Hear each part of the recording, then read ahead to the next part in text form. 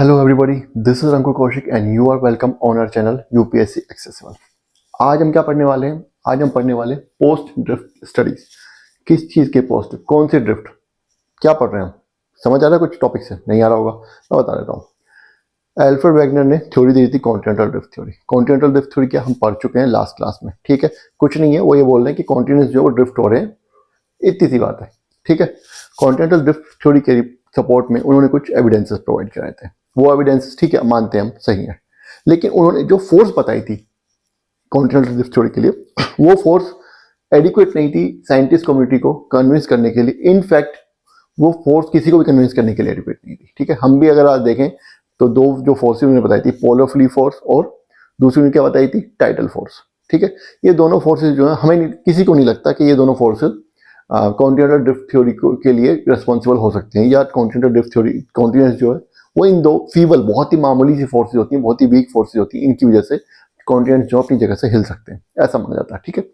तो अब क्या हुआ, उन्होंने थ्योरी दे दी, सबने रिजेक्ट कर दी, बात खत्म हो गई। सेकेंड वर्ल्ड वॉर के बाद नई नई रिसर्चेस होने लगी, ठीक है। पहले क्या हो रहा था, वैगनर के टाइम पे जो वैगनर ने जो एविडेंसेस दिए थे, वो सारे एविडेंसेस कॉन्टिनेंट्स से रिलेटेड थे, कॉन्टिनेंट्स पे जो मौजूद थे। अब ओशंस में भी रिसर्च होने लगी, ठीक है। जब ओशंस में रिसर्च होने लगी तो नई नई बातें सामने आने लगी। तो जो फोर्स का जो खुलासा, जो कॉन्टिनेंटल ड्रिफ्ट के लिए जो फोर्स रिलेटेड थी, फोर्स जो चाहिए थी, जो फोर्स रिस्पॉन्सिबल थी, उस फोर्स का हमें पता ओशन से चला।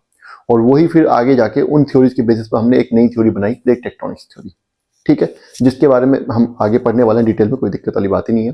तो अभी जो पोस्ट ड्रिफ्ट थ्योरीज है उनके बारे में कुछ छोटी मोटी चीजें बताई गई हैं एनसीईआरटी में, वो हम यहाँ पे डिस्कस कर लेते हैं, ठीक है। चलिए, पहला है for continental drift. Continental drift में the most of the evidences was collected from continental areas in the form of distribution of flora, fauna and deposits like slate.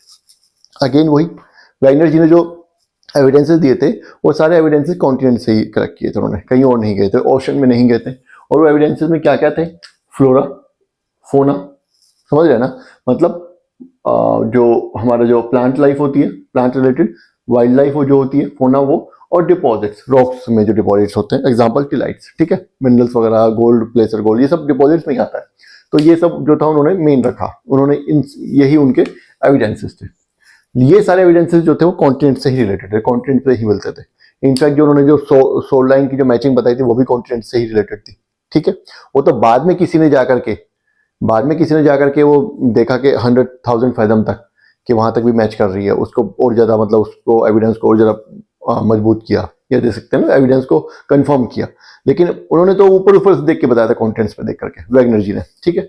Next जो इसका लाइन है एनसीईआरटी की, a number of discoveries during the post world war two period added new information to the geology literature. क्या कह रहे हैं कि number of discoveries, बहुत सारी डिस्कवरीज हुई वर्ल्ड वार 2 के बाद। वर्ल्ड वार 2 तक तो किसी को होश ही नहीं था, सब वर्ल्ड वार में लगे हुए थे, ठीक है। उससे पहले क्या था, जो 1912 में थ्योरी दी थी, 1914 से 1914 से 1919 तक फर्स्ट वर्ल्ड वार थी। 1919 से लेकर 1939 तक के बीच का 20 ईयर्स का टाइम था, वो भी उतना ज्यादा, मतलब ऐसा नहीं था, पीसफुल नहीं था, वो भी वो था। और ना ही इतना ज्यादा किसी ने सोचा था कॉन्टिनेंटल ड्रिफ्ट के बारे में। सबने सोचा कि बेकार थोड़ी इसको बकवास करें, छोड़ो, रिसर्चेज वगैरह कर रहे थे धीरे धीरे, लेकिन कॉन्टिनेंटल ड्रिफ्ट पे किसी का ध्यान नहीं गया। वर्ल्ड वार 2 के बाद रिसर्चेज में कुछ ऐसा मोड़ आया कि ओशंस में जो रिसर्चेज हुई, उनकी वजह से पता चला कि यार कॉन्टिनेंटल, हम जो भी ढूंढ रहे थे, कॉन्टिनेंटल ड्रिफ्ट के की फोर्स मिल गई। ये बात तो पता चल गई थी सबको कि कॉन्टिनेंट्स अपनी वजह से हिले हैं, ये बात तो प्रूफ थे। वैगनर ने जो एविडेंसेस दिए थे वो एविडेंसेस सही थे, और वैगनर की थ्योरी भी कोई नहीं बोल सकता सही, मतलब डाउट तो पैदा करती है कि यार हाँ यार, कॉन्टिनेंट्स यार शेप है ऐसी, अटलांटिक ओशन बीच में, ये देखे ना, ये जिक्सा फिट तो बनाता ही है ना, जिक्सा फिट तो है, ये यहाँ पे पूरा फिट हो सकता है, ऐसा तो लगता ही है ना, ये यहाँ पे पूरा फिट हो सकता है ना, ये एरिया लगता है यहाँ मिल जाएगा, फिट हो जाएगा सब एक जगह, सब ये चीज तो है ही। इनफैक्ट वैगनर से पहले भी मैपिंग जब कर रहे थे तो उन्होंने मैप दिया था कि कॉन्टिनेंट्स ऐसा लगता है सब एक जगह थे पहले, है ना, हमने बताया था। दो जो रिसर्चर्स थे उन्होंने मैप दिया था, 2 मैप मिले थे एनसीईआरटी में जो बताए गए, वो पढ़ाए थे, ठीक है। तो इसका मतलब क्या है, इसका मतलब कॉन्टिनेंटल थ्योरी, ड्रिफ्ट थ्योरी तो सही है, उसके एविडेंसेस जो थी वो भी ठीक लग रहे हैं, एविडेंसेस भी काफी हद तक ठीक है। उन्होंने हालांकि बाद में और एविडेंसेस मिले, वो हम पढ़ेंगे जीएस में, लेकिन वो एविडेंसेस कॉन्टिनेंट्स तक थे। वर्ल्ड वॉर 2 के बाद अब हम ओशन में भी जाने लगे। Geological literature as a new information to the geological literature, कि जियोलॉजिकल लिटरेचर में अब नई इन्फॉर्मेशन आने लगी। क्या इन्फॉर्मेशन थी? Particularly the information collected from the ocean floor. अब ओशन फ्लोर से जो इन्फॉर्मेशन आई पर्टिकुलरली, वैसे तो और भी बहुत सारी इन्फॉर्मेशन आई थी, ठीक है, लेकिन जो ओशन फ्लोर से जो इन्फॉर्मेशन आई वो बहुत इंपॉर्टेंट थी। Mapping ocean floor mapping provided new dimensions. Ocean floor mapping की वजह से हमें नए डायमेंशंस मिले, नए नए तरीके से सोचने का मौका मिला for the study of distribution of ocean and continents, के ओशन और कॉन्टिनेंट्स का डिस्ट्रीब्यूशन है उसकी स्टडी के लिए हमें नई नई डायमेंशंस मिले ओशन फ्लोर मैपिंग से। ठीक है, समझ गया? यहाँ तक समझ आ गया? तो यहाँ आज हम पढ़ने वाले उन थ्योरीज के बारे में, इसमें तो दो ही दी गई हैं, उन दो थ्योरीज के बारे में हम थोड़ा सा पढ़ेंगे कि क्या हुआ था आगे, बाकी फिर आगे उन्हीं थ्योरीज के बारे में हम डिटेल में भी आगे पढ़ेंगे। ठीक है, चलिए तो अभी नेक्स्ट पार्ट पे हम जंप करते हैं जल्दी से।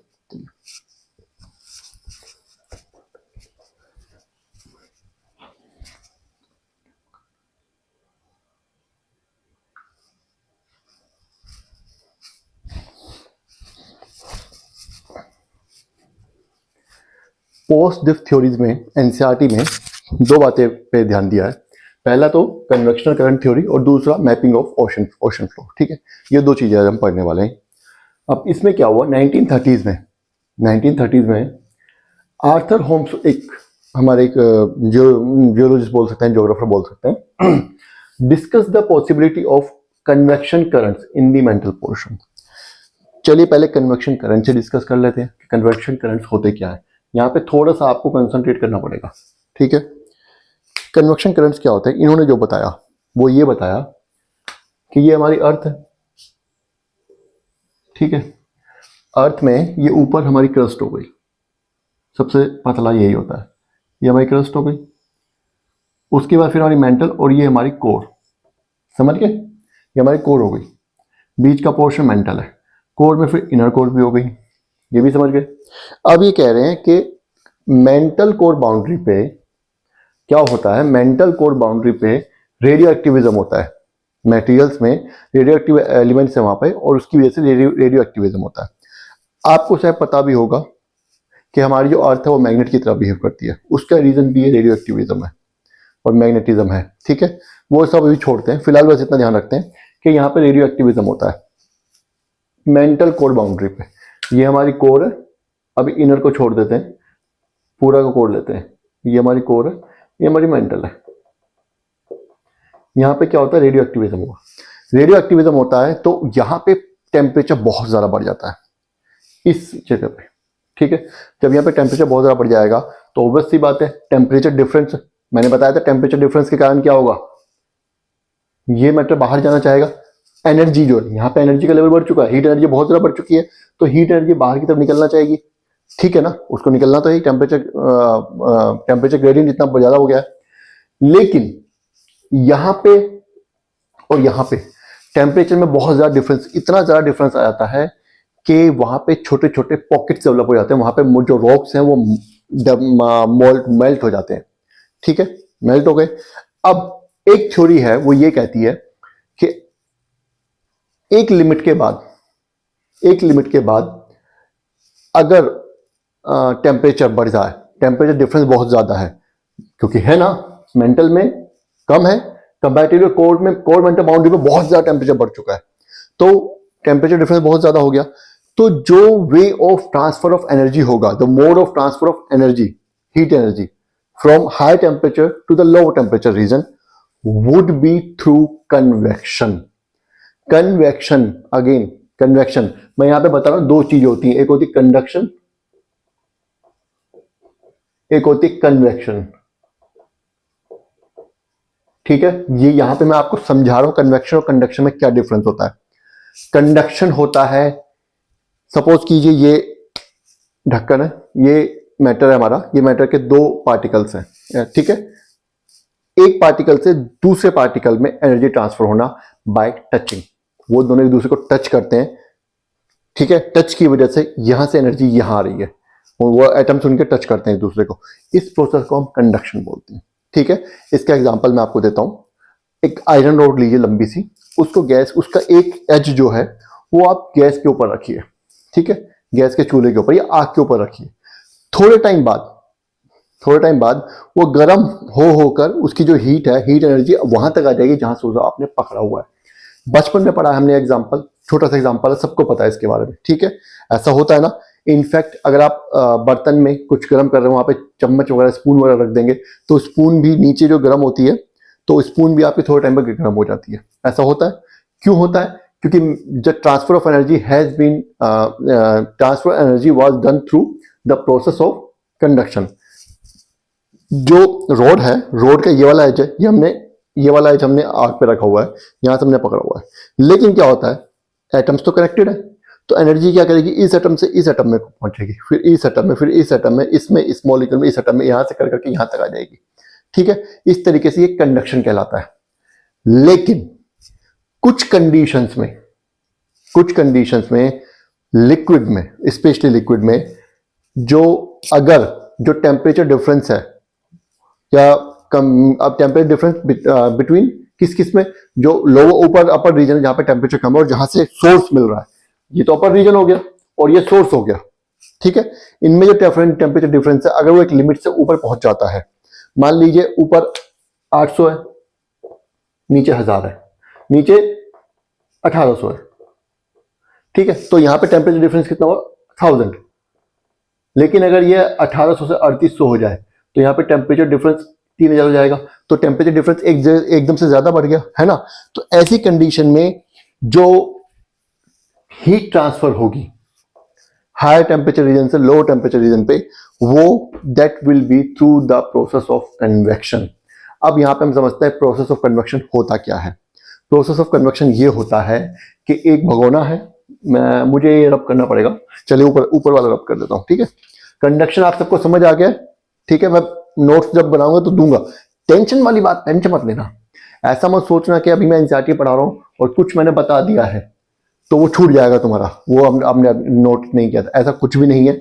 जब हम जीएस पढ़ेंगे ये सब चीजें मैं आपको वर्ड बाय वर्ड लिखवाऊंगा, आपको नोट्स प्रोवाइड करूंगा, पीडीएफ में फ्री नोट्स होंगे जो, ठीक है। टेंशन लेने की बिल्कुल भी जरूरत नहीं है, सब चीजें मिलेंगी। अभी मैं यहाँ पे इसलिए समझा रहा हूँ कि यहाँ पे अगर नहीं समझाऊंगा तो आपको कन्वेक्शनल करंट थ्योरी समझ नहीं आएगी अच्छे से, ठीक है। और समझ नहीं आएगी तो पढ़ने का फायदा क्या है। चलिए, ठीक है। तो कंडक्शन हो गया, कन्वेक्शन की हम बात कर रहे हैं। इसका सबसे अच्छा एग्जांपल है, भगोने में आप पानी गर्म करते हैं, कन्वेक्शन का। कंडक्शन तो हुई ही गया है, आयरन रोड से हमने समझ लिया है। भगोने में आपने पानी गर्म किया, इसको गैस पे रख दिया, ये गैस जल रही है नीचे से, ठीक है, नीचे से हीट मिल रही है इसको, ठीक है। इसमें पानी है यहां तक, मान लेते हैं ये हमारा पानी है यहां तक। अब क्या होगा, जैसे जैसे टेम्परेचर बढ़ता जाएगा, तो आपने सुना होगा, इन केस ऑफ मिल्क आपने सुना होगा दूध ऊपर आने लगता है, उफनने लगता है ना। इन केस ऑफ वाटर आपने क्या सुना होगा, इसमें उबाल आने लगेगा।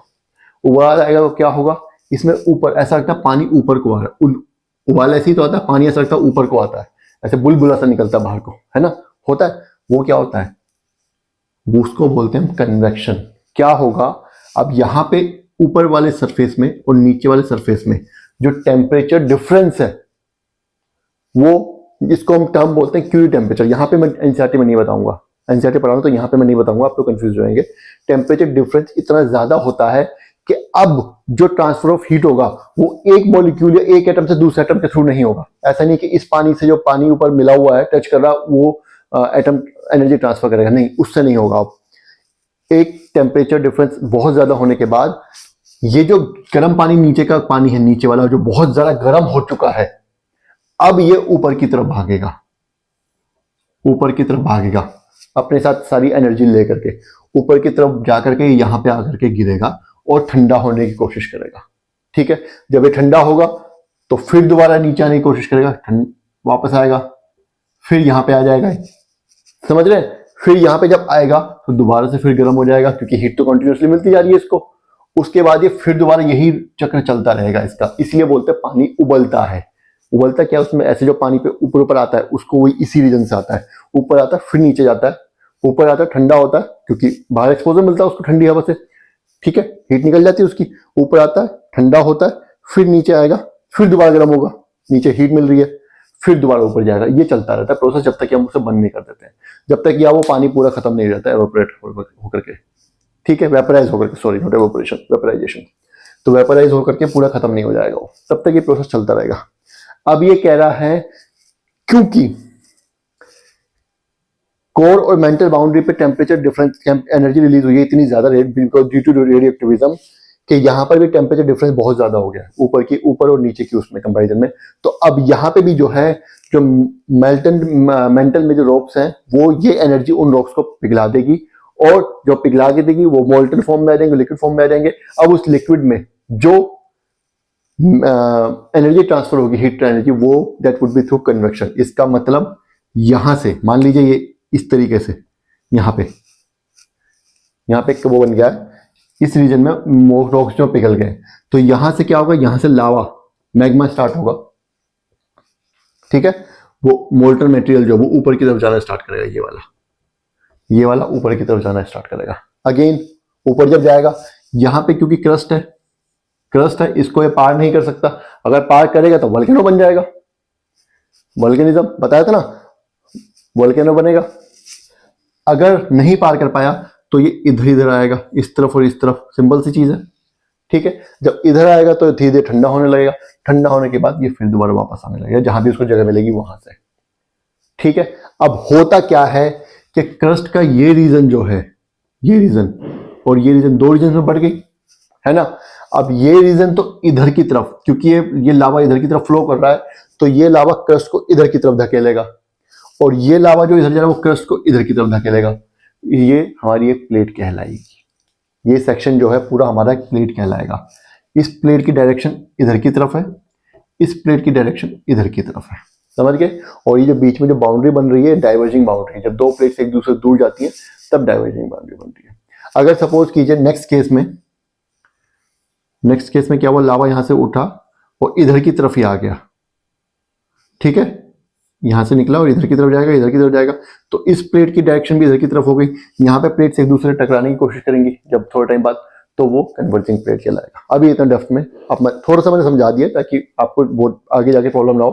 आगे प्लेट टेक्टोनिक्स आने वाला है दो तीन क्लासेस बाद, तो यही प्लेट्स बन जाती हैं। तो ये क्या बोल रहा है कि यहाँ पे हमें इन कन्वेक्शन करंट की वजह से, अगर ये इनको इसने बोला है, ये जो ये रीजन है मेंटल में, ये जो मेंटल में रीजन है, इसको इसने कन्वेक्शनल करंट्स बोला है, कि इन कन्वेक्शनल करंट की वजह से जो प्लेट मूवमेंट्स हो सकती है, ऐसा सोचा गया, ऐसा समझा गया, ठीक है। ये कन्वेक्शनल करंट्स हैं, इनको आर्थर होम ने डिस्कस, मतलब क्या कह सकते हैं, इनके बारे में पता हमें बताई थी theory, convectional current theory Arthur Holmes में दी थी, और यही जो कन्वेक्शन करंट से प्लेट टेक्टोनिक्स का बेसिस बनेगा। समझ आ चुका है आपको कन्वेक्शन करंट्स के बारे में, कन्वेक्शन से समझ आ गया, करंट समझ आ गया, भाई ऊपर फ्लो हो रहा है, और थ्योरी तो पता ही है आपको। तो मोल्टन पोर्शन में these currents are generated due to radioactive elements. ये करंट्स कैसे जनरेट होते हैं, radioactive elements causing thermal differences in the mantle portion. Mantle portion में radioactive elements thermal differences cause कर देते हैं। बता दिया मैंने, टेम्परेचर डिफरेंसेस होंगे, टेम्परेचर ग्रेडियंट हो जाएगा, यहाँ पे बहुत ज्यादा होगा, यहाँ पे कम होगा, तो हीट जो है यहाँ से ऊपर की तरफ जाने की कोशिश करेगी, ठीक है, ठंडा होने के लिए, ऐसा ही होगा ना। तो जब जाएगी तो जाने के लिए वो जो रास्ते में रॉक्स आएंगे उनको पिघला देगी, और वो रॉक्स फिर वो कन्वेक्शन की फॉर्म में मैटर, वो जो एनर्जी है, हीट एनर्जी, उसको ट्रांसफर करेंगे, नीचे से ऊपर लेके जाएंगे। यहां तक समझ आ गया? कुछ नहीं, इस जस्ट के जो हीट एनर्जी है ये मूवमेंट वाली एनर्जी में, काइनेटिक एनर्जी में ट्रांसफर हो रही है, बस इतना से खेल है, और कुछ भी नहीं, मूवमेंट में ट्रांसफर हो रही है। चलिए आगे बढ़ते हैं। Holmes argue that there exist a system of such currents in the mantle portion. होम ने बोला कि इस तरह के मेंटल जो करंट पोर्शंस हैं, सच करंट्स जो है वो पूरे मेंटल में, मैंने बताया ना, यहाँ भी हो सकता है, यहाँ भी हो सकता है, यहाँ भी हो सकता है, यहाँ भी, क्योंकि प्लेट्स तो बहुत सारी हैं, यही करंट्स तो हैं जो प्लेट्स को बना रहे हैं बाद में जाकर के, अभी पढ़ेंगे हम। तो ये करंट जो है पूरे मेंटल में पाए जाते हैं, पूरे मेंटल में इस तरह के करंट्स जो है कन्वेक्शन करंट्स वो मिलते हैं।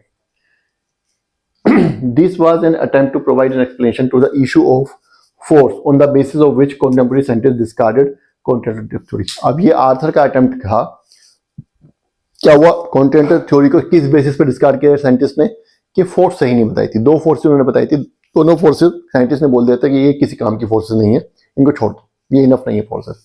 तो ये आर्थर का अटेम्प्ट था उन फोर्सेस के बारे में रिसर्च करने का, कि ये कन्वेक्शन करंट जो है ये वो फोर्स हो सकती हैं अभी प्लेट टेक्टोनिक्स नहीं जन्मी है, अभी तक प्लेट टेक्टोनिक्स नहीं जन्मी है। अभी बस ये पता है कि नीचे से कुछ ऊपर आ रहा है, प्लेट ऊपर क्रस्ट की तरफ, नीचे से करंट जो है, क्यों बन रहे हैं करंट, बस इतना पता है कि रेडियो एक्टिव एलिमेंट्स की वजह से हीट जनरेट हो रही है, टेम्परेचर डिफरेंस हो रहा है, उस वजह से यहां से मोल्टन जो करंट है, मोल्टन लावा जो ऊपर की तरफ चल रहा है, इसको कन्वेक्शन करंट बोला गया। बस ये इस थ्योरी में लिखा हुआ था अभी तक। तो एनसीईआरटी में भी इतना ही लिखा हुआ है, ज्यादा पढ़ने की हमें जरूरत नहीं है, जब जीएस होगा तो थोड़ा और अच्छे से बताएंगे, वैसे बता दिया है सब कुछ मैंने, ज्यादातर चीजें। तो ये हमारी कन्वेक्शन करंट थ्योरी यहाँ पे हो गई है। नेक्स्ट क्या है, ओशन फ्लोर मैपिंग के बारे में है नेक्स्ट टॉपिक, उस पर हम जल्दी से अब जंप करते हैं। चलिए,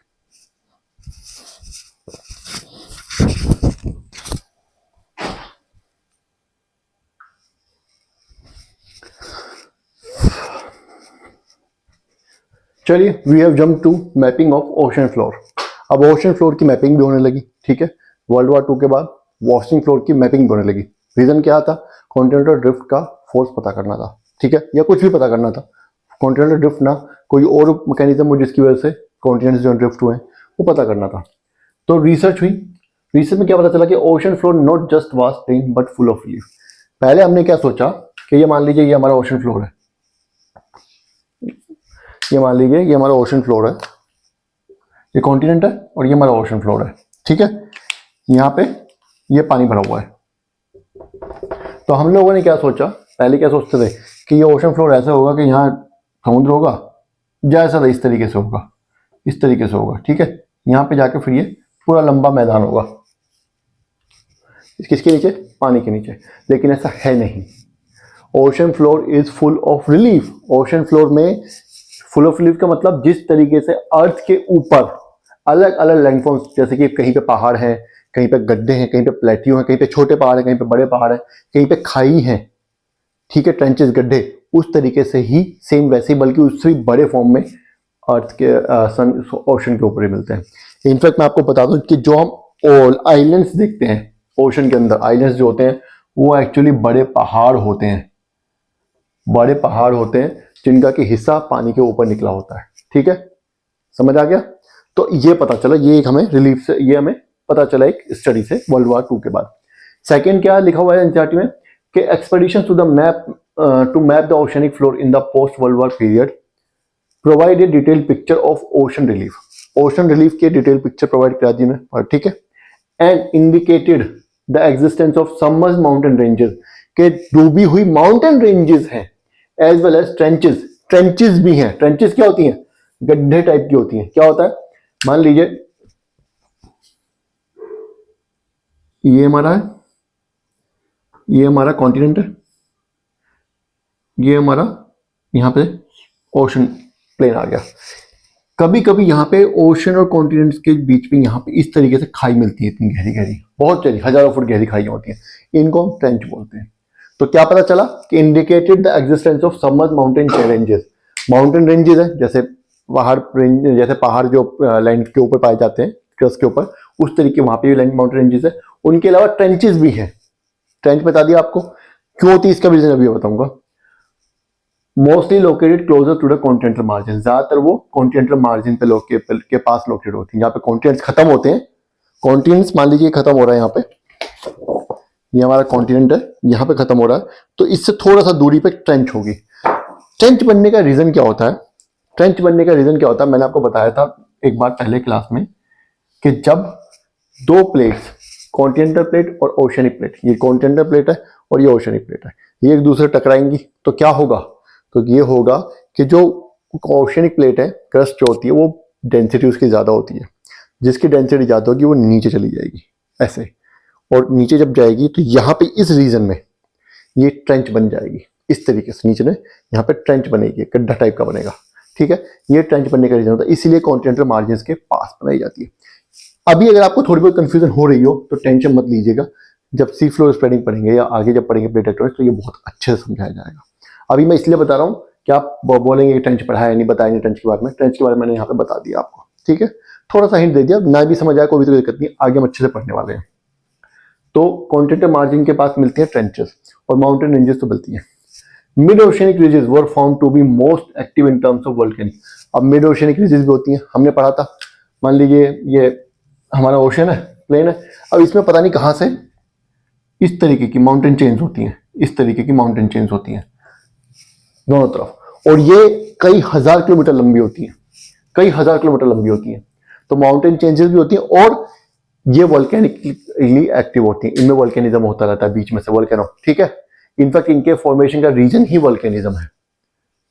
आगे पढ़ेंगे, अभी सी फ्लोर स्प्रेडिंग में पढ़ेंगे इसको अच्छे से, तो टेंशन लेने की जरूरत नहीं है। डेटिंग ऑफ रॉक्स, अब डेटिंग ऑफ रॉक्स हुई किसकी, ओशन की और कॉन्टिनेंट दोनों की डेटिंग होने लगी रॉक्स की। जब हमें पता चला मेथड कैसे होता है, तो उससे हमें क्या पता चला, oceanic crust much younger than continental crust. ये कैसे हुआ, ओशनिक क्रस्ट कॉन्टिनेंटल क्रस्ट से यंगर कैसे हो सकती है, जबकि वो तो पुरानी होनी चाहिए, है ना। तो ये बड़ा लोचे वाला सवाल था। एक्चुअली होता क्या है, यहां से ये लावा निकल रहा है, ये हमारा कन्वेक्शन करंट है। यहाँ पे वो जो बताया था ना, लास्ट क्लास में पढ़ा था कि कन्वेक्शन करंट जो है उसके थ्रू जो नीचे मेंटल से जो एनर्जी ट्रांसफर हो रही है, इसी क्लास के फर्स्ट पार्ट में बताया अभी थोड़ी देर पहले, क्या बोलते हैं कन्वेक्शन करंट थ्योरी में, कि कन्वेक्शन करंट की तरह से यहाँ पे मान लीजिए यहाँ से वोल्केनिज्म लावा निकल रहा है और उस लावा निकलता है तो एक माउंटेन बनाएगा, माउंटेन बनाएगा। लेकिन लेकिन लेकिन लेकिन यहाँ पे तो कॉन्टिनेंट्स हैं दोनों तरफ, दोनों तरफ कॉन्टिनेंट्स हैं, और क्योंकि यहां से लावा निकल रहा है तो लावा इधर की तरफ भी जाएगा। जब लावा निकलेगा तो ये इसको इसकी तरफ भी पुश करेगा और ये इसको इस तरफ भी पुश करेगा, करेगा कि नहीं करेगा। इसका मतलब इस प्लेट की जो मूवमेंट है वो इस तरफ है और इस प्लेट की मूवमेंट इस तरफ है, तो ये प्लेट आगे बढ़ेगी, थोड़ा ये प्लेट आगे बढ़ेगी। लेकिन क्योंकि साथ साथ लावा भी निकलता रह रहा है, तो मान लीजिए इस तरीके से था, एक बार थोड़ा सा फिर से बताता हूं। मान लीजिए पहले जो माउंटेन बना था, सबसे पहला माउंटेन वोल्केनिज्म की वजह से वो यहाँ पे बना, वो यहाँ पे बना। अब उसके बाद ये प्लेट खिसक गई, ये प्लेट इधर खिसक गई, तो क्या हुआ, वो माउंटेन इधर आ गया, दोनों आ गए। अब क्योंकि लावा निकलता जा रहा है तो एक माउंटेन और बन गया। ऐसे ही फिर ये आगे खिसक गया, ये आगे खिसक गया और एक माउंटेन बीच में बन गया। इस तरीके से आगे चलते रहे और चलते चलते चलते चलते आगे तक पहुंचेंगे। यहां पे बनेगी हमारी ट्रेंच, क्योंकि कॉन्टिनेंटल और ओशियनिक बाउंड्री है। समझ आ रहा है, नहीं समझ आ रहा है कोई दिक्कत नहीं है, अभी कंफ्यूज मत होना। यहाँ पे ट्रेंच बनेगी, यहाँ पे भी ट्रेंच बनेगी, बन सकती है ना, अगर यहाँ पे भी कॉन्टिनेंट है तो। अगर यहाँ पे ओशियनिक क्रस्ट होगी तो नहीं बनेगी। तो यहाँ पे क्या होगा, धीरे धीरे धीरे ये आगे बढ़ता रहेगा, इसके नीचे चला जाएगा, कंज्यूम हो जाएगा, इधर भी आगे बढ़ता रहेगा, कंज्यूम हो जाएगा, और नई क्रस्ट जो है लावा नीचे से बनता आती रहेगी, नया फॉर्मेशन होती रहेगी ओशियनिक क्रस्ट की। समझ आ गया। तो इस वजह से सिर्फ इसी वजह से जो ओशियनिक क्रस्ट है वो कॉन्टिनेंटल क्रस्ट से नई है, जबकि नई नहीं होनी चाहिए, वो उसी टाइम की होनी चाहिए, उससे पुरानी होनी चाहिए। समझ आ गया। Rocks on the either side of the crust of the oceanic ridges and having distant locations. क्या कह रहा है, ओशियनिक रिजेस के दोनों तरफ के जो रॉक्स हैं इक्वल लोकेशन पे, मान लीजिए यहां से 100 मीटर दूर और यहां से 100 मीटर दूर, यहां पे जो रॉक्स हैं वो दोनों रॉक्स सिमिलर मिलेंगे, मिलने ही है, ऑब्वियस सी बात है। ये दोनों रॉक कभी यहां पे थे ना, यहां पे नंबर 1, ये नंबर 1 यहां पहुंच गया, 1 2 3 है ना, ऐसे है। क्या वो 1 आगे बढ़ रहा है, 1 यहां पे आ जाएगा एंड में, और 1 ये इधर भी ऐसे आ जाएगा, यही तो हो रहा है ना। जब ये प्लेट इधर की तरफ मूव कर रही है, जब ये प्लेट इधर की मूव कर रही है, तो जो इनके ऊपर जो क्रस्ट की जो रॉक्स हैं वो तो सेम ही होगा, दोनों की तरफ इक्वल डिस्टेंस पे जो रॉक्स की फॉर्मेशन है वो सेम होगी, उनकी एज भी सेम होगी, उनका कॉन्स्टिट्यूएंट भी सेम होगा। ठीक है, समझ नहीं आया है कोई दिक्कत नहीं है, वैसे तो मैंने समझाने की कोशिश की। अगर समझ नहीं आया, थोड़ा सा लग रहा है कि साल ज्यादा हो गया है, तो अभी सी फ्लोर स्प्रेडिंग पढ़ेंगे, उसमें अच्छे समझ आएगा। अभी सिर्फ आप ये याद रखिए इन्होंने फैक्ट क्या बताया। इन्होंने फैक्ट इतना बताया कि ओशियनिक रिजेस जो है उनके जो रॉक्स हैं दोनों तरफ इक्वल डिस्टेंस पे वो सिमिलर होते हैं। अगर 100 मीटर इधर और 100 मीटर इधर का जो रॉक है, ये दोनों एक दूसरे के सिमिलर होंगे, क्योंकि ये एक ही जब लावा निकला था तभी ये बने थे, और फिर धीरे धीरे अपार्ट होकर 100 मीटर दूरी पे चले गए। ये एक ही रॉक था एक तरीके से देखा जाए तो, ठीक है, एक ही लावा से बना था, इसलिए इनकी एज और कॉन्स्टिट्यूएंट सिमिलर होते हैं। समझ आ गया, मेरे ख्याल से समझ आ गया होगा। तो ये पोस्ट ड्रिफ्ट थ्योरी में जितना एनसीईआरटी में लिखा था वो खत्म हो गया। नेक्स्ट जो हमारा कल का टॉपिक रहेगा वो रहेगा हमारा ओशन फ्लोर कॉन्फ़िगरेशन। ठीक है, उसमें ट्रेंचेस वगैरह के बारे में और थोड़ा डिटेल में पढ़ लेंगे, मिड ओशियनिक रिजेस के बारे में थोड़ा सा और डिटेल में पढ़ लेंगे। ठीक है, तो ये क्लास अब यहीं खत्म करते हैं। रिवाइज कीजिएगा, कमेंट कीजिएगा कुछ समझ ना आया हो तो, और लाइक करना मत भूलिएगा। चलिए, थैंक यू।